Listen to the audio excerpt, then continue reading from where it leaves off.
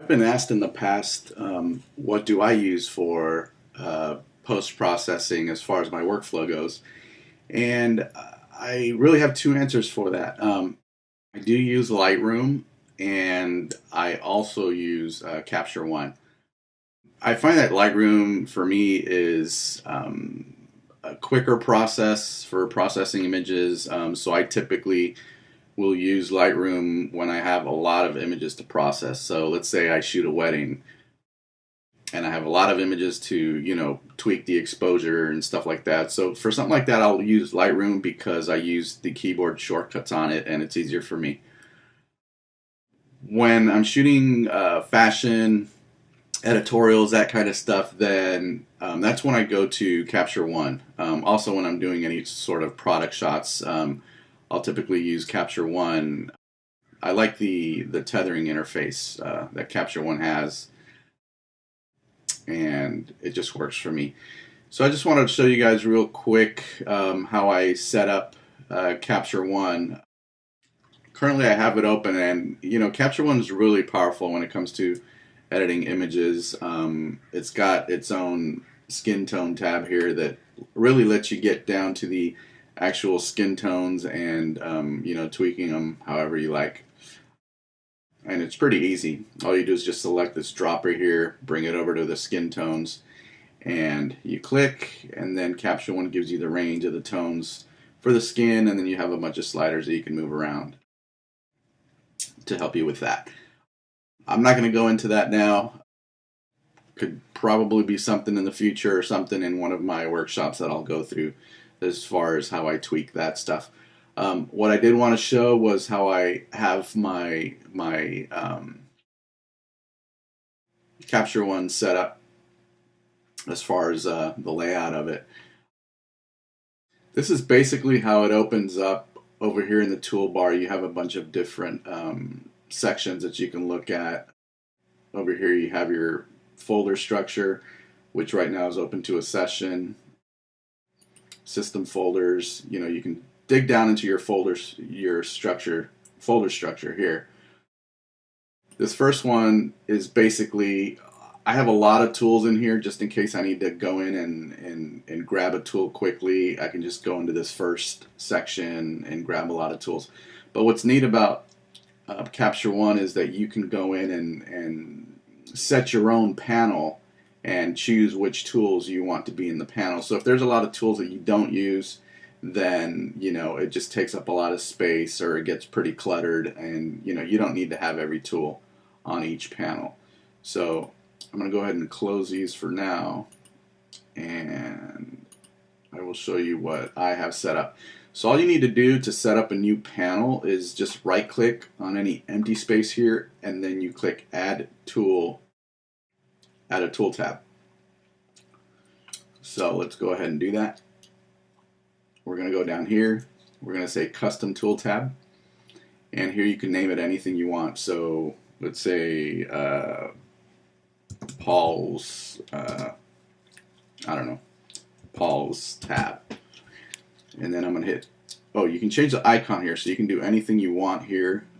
Here I have one selected, and then actually let's do number 2 because I already have one up there, and then I'm going to hit add tab.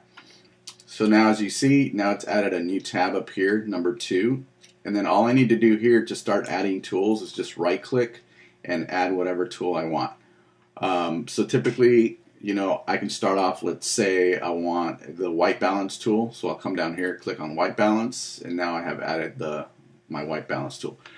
Right below that, I'd like to add a histogram, so I'll go back to add tools. Where's my histogram? There it is. So I'll go ahead and add that. Right below that, let's add an exposure.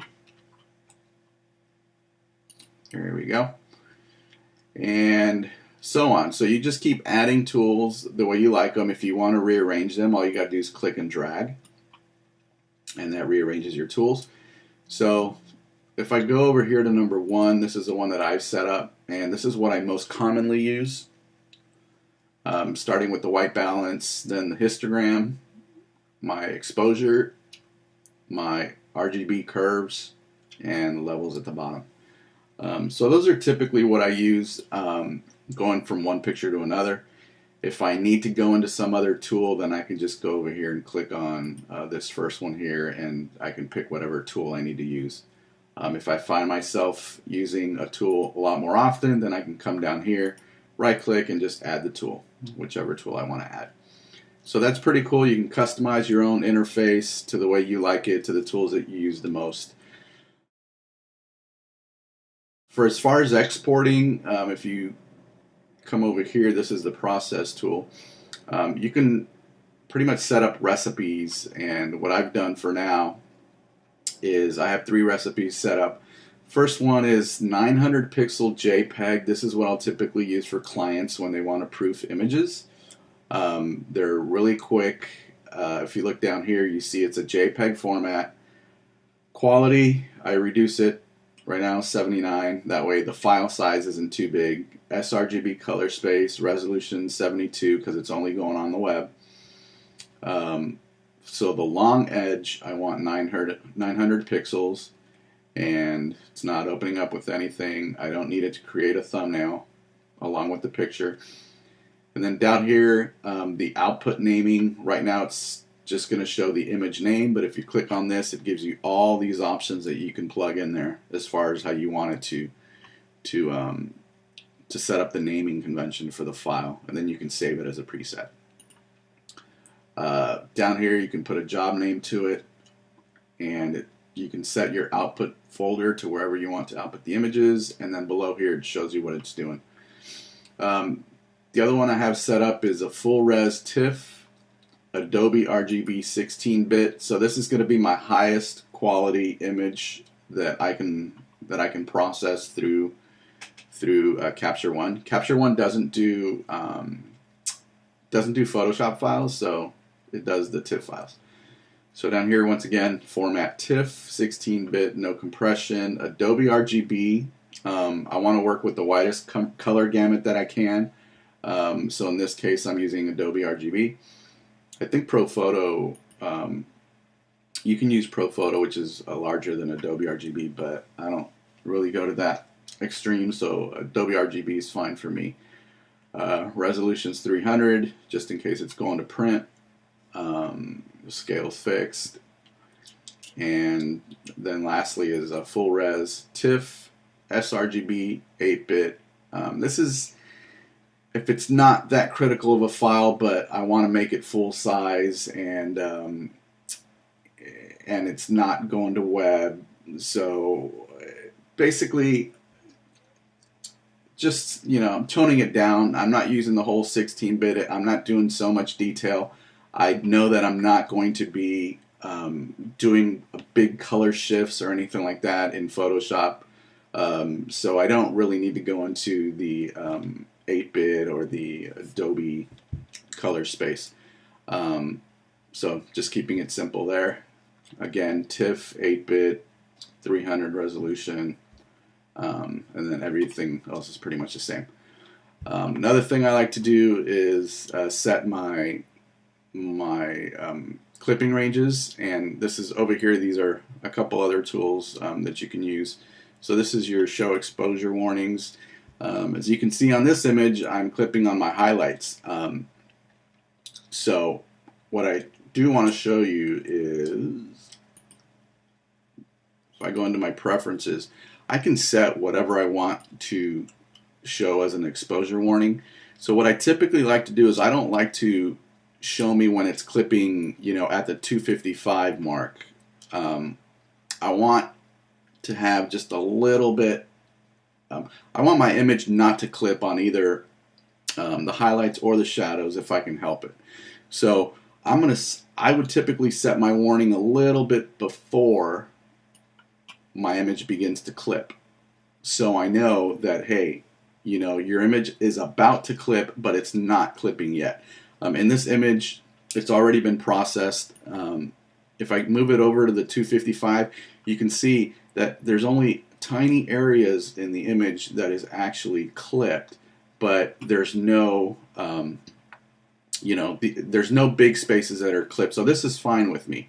Now, if it looks something like this, then, obviously that's majorly clipped on the highlights, and I wouldn't want that.